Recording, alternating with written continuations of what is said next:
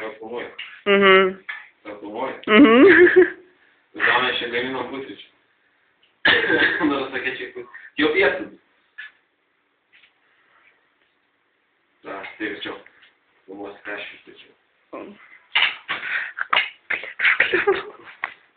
Ką mes čia verdam mėsą jos pačios sultyse.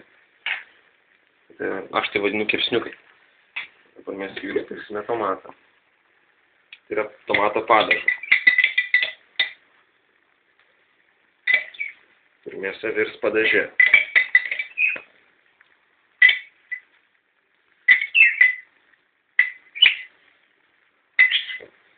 Taip, šį čia dėko. Taip.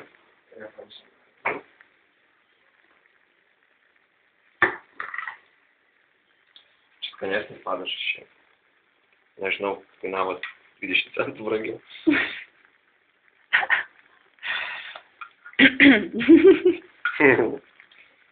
Čia mes užpilam. Užpilam labai daug.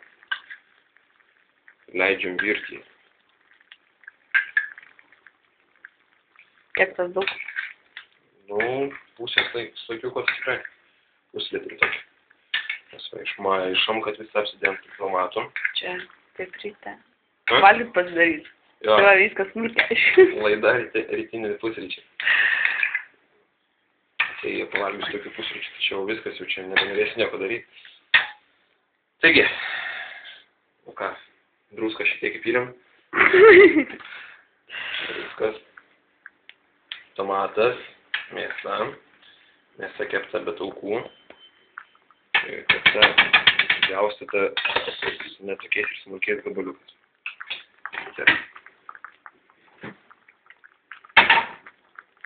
Ir dabar verdam. Verdant aukščiausios ugnies. Dabar mes į ją įdėsime truputį paukštienos prieskonių. Nepaisant to, kad čia kiauliena. Pats prieskonis suteiks šiokio tokio aromatą. Negailėdami pilam. Jeigu turit pipirų, tai galite ir pipirais pagardinti.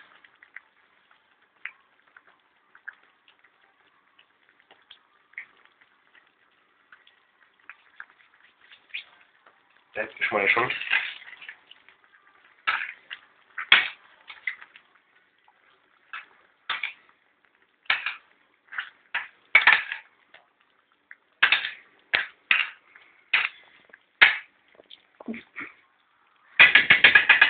Ja, kol Japonijoje nelaimės tu sakės nektais žemės drebėjimai.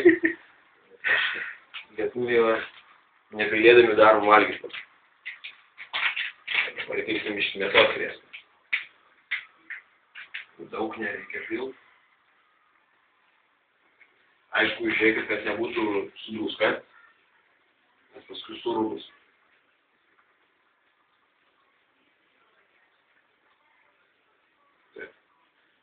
Šitas prieskonis suteiks aitrumo tokio švelnaus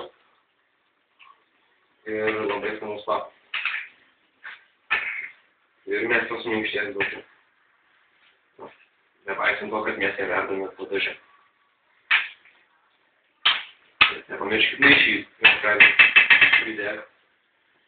Ir viso to pasakoje daryti pilame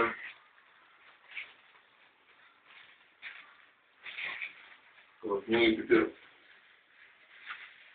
Jie suteiks kvapą, tačiau, na, tokio aitrumo neduos. Tai kvapnieji pipirai.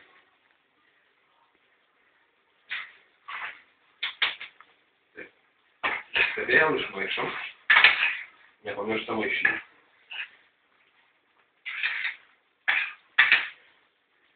Štai, matau čia.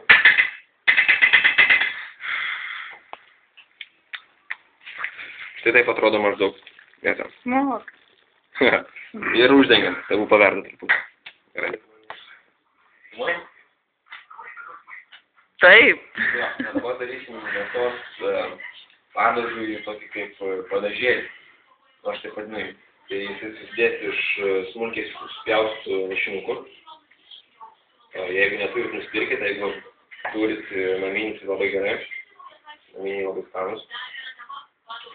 Taip, iš smulkiai supjaustytų lašinukų. Ir svogūną. Tai lašinuką spjaustom gležniai. Kalbėt? Kalbėt. Jo. Spjaustom gabaliukais. Ekraną apspjoviau.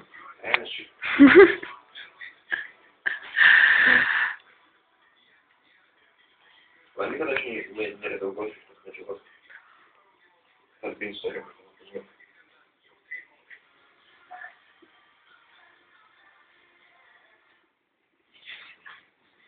Taigi, lašinukus supjaustom mažais gabaliukais, galėtų pažįstus gabaliukai. Jie yra labai nedideli, tam, kad nesusviltų ir greičiau kepą riešti. Taip, lašinukus taip, o svogūną spjaustom išilgai.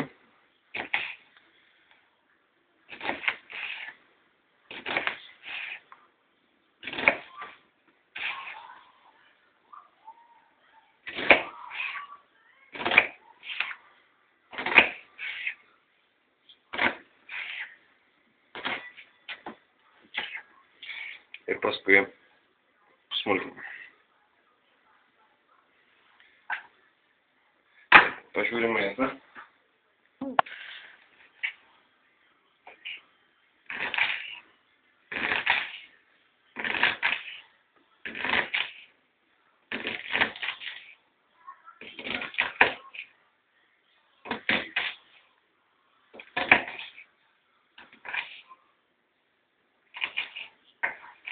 Zarfilmuoju. Tai va. Spjaustim smulkiais gabaliukais. Tokia padydžiu. Smulkių gabaliuką. Labai smulkių. Taip. Ir iškart jungiame kitą keptuvę.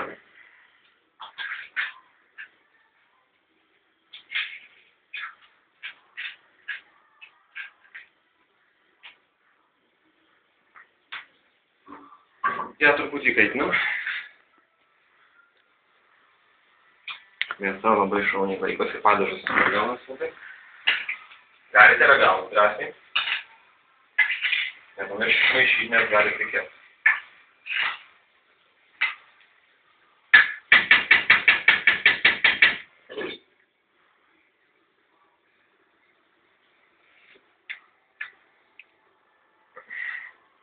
Pasakam, gurnuojimas. Šiek tiek per sūrį vėlasi, bet... Taip, ir šiek tiek įkaitus į keptuvę įpilam lašinukus. Lašinukai yra su trupučiu kumpio. Tai vadinasi, jie ne tik riebaliukus suteiks, kuris būtinas kepimui, tačiau ir šiek tiek skonio. Kadangi jie yra sūdyti, tai druskos galite nepilti iš karto. Taigi, kepam kol kas, kepam lašinukus, tirpdinam juos, bekepdami pasimėgaukim kavą. Jo. Gerai. Lašinukai jau aptirpė šiek tiek. Palaukiam dar kol aptirps.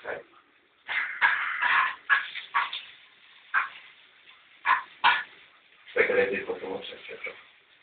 Štai. Kai jie tirpsta, iš baltų pasidaro tokie peršvietimi, kadangi visi riebaliukai ištirpsta. Ir štai va, matome, kiek tauko gaunasi. Taukas gaunasi, tai mes tą tauką suverėme smulkintą svogūną. Gigantiško dydžio, kuris susitrauks. Ir kepinam iki aukso spalvos. Arba, jeigu jau perkepinsit, tai bent jau iki rudumo. Šiek tiek, kad neprisviltų. Pats svogūnas mėsai suteiks minkštumą. Beprotiško. Ir padarys taip, kad mėsa tiesiog tirps burnoj. Tai nepamirštam nuo karto pamaišyti. Taip, padažiu pasiėmė čia. Ir grįžtam prie mėsos. Mėsa po truputį kepa ant mažos ugnies.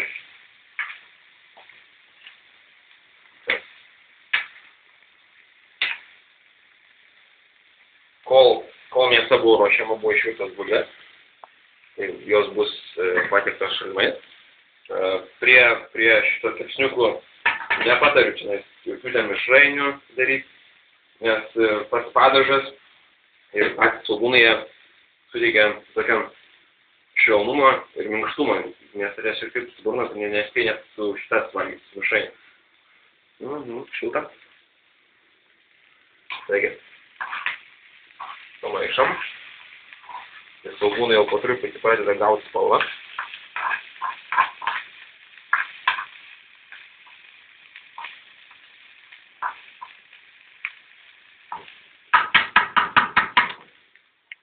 Kol kepa jie įgauna, išskiria kvapą, kuris primena šiek tiek kaimą, kuomet močiutės kepdavo bulvinius blynus arba miltinius ir būdavo padažas, svogūnai, lašiniai.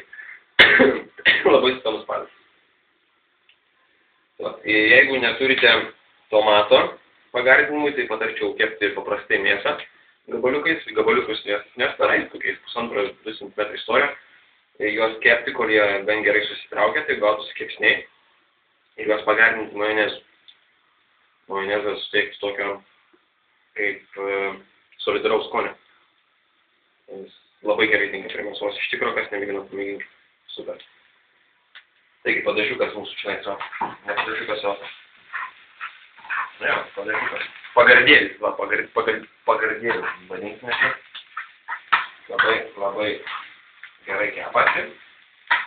Jau po truputį svogūnai gauna rudos spalvos. Kepam. Kol kepam, mes pasvišinkim kavą. Taigi, jau svogūnai gavo rudos spalvos.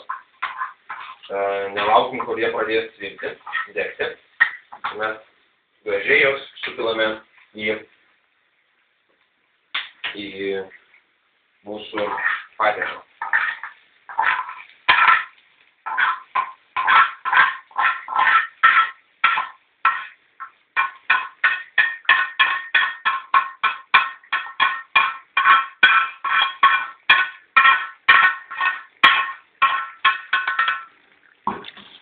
Prie patiekalą išmaišom, kad svogūnai apliktų aplink visą mėsą. Štai, kadangi jau pradėjo prikepinėti pats padažas, be svogūnų ir be lašinių, tai jau žinokit, kad kepti nebedaug liko, mėsa tikrai pasidarė minkšta.